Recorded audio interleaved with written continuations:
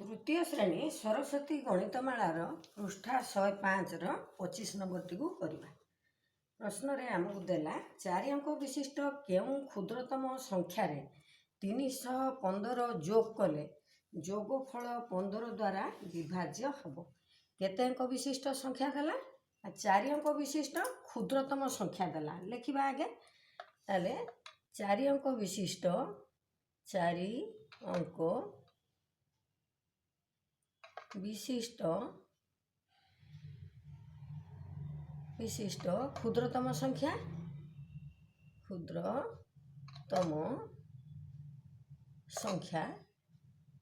केते 1000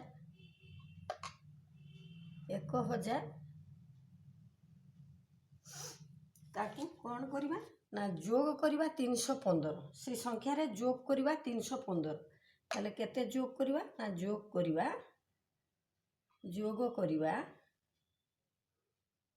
315 एबे जोग कर दबा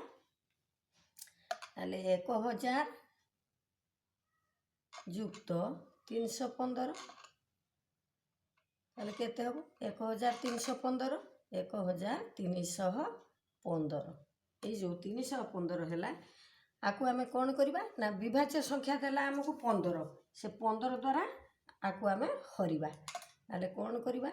1315 हरण केते करवा ना 15 है हरण करवा 15 कले आमर 87 पड़ो 87 पड़ी 10 बड़ो 87 पड़ी 10 बड़ो 10 बड़ो ताहले ये जो आमर 10 बड़ी पड़ा ये जो 10 बड़ी थिबा संख्या को आमे विभाज्य संख्या रु वियोग करदबा। विभाज्य संख्या केते देइछे 15 रु आमे कौन करवा ना 10 को फेड़ दबा है 15 फेड़ाण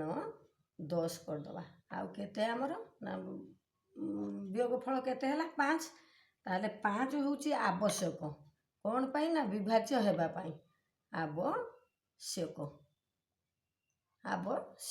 कौन पाई ना विभाज्य हेबा पाई ताले कौन करवा एठी लेखि दबा नले विभाज्य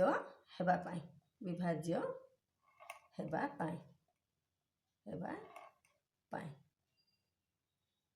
बर्तमान कौन करवा ना से 3 अंक विशिष्ट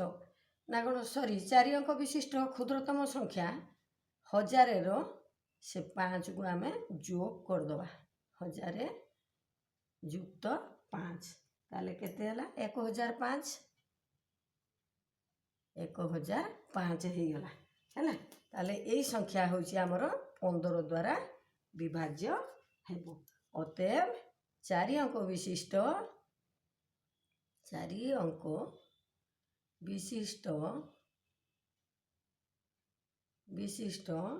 क्षुद्रतम संख्या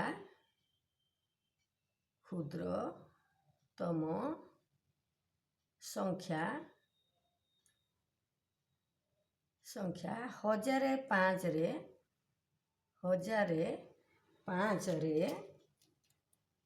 कौन करवा ना 315 जोग कले 315 जोग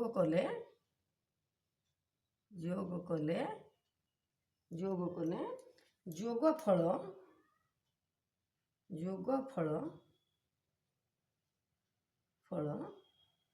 15 द्वारा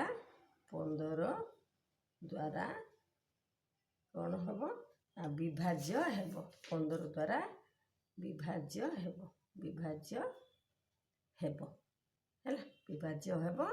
अतएव उत्तर ताले कौन करवा ना 4 अंक विशिष्ट क्षुद्रतम संख्या 1005 रे 315 जोग करदबा ताले से जो जोगफल आसीबो ताहा 15 द्वारा विभाज्य हेइ जिवो। वीडियो को एठी रखिबा सब्सक्राइब करिवो लाइक करिवो।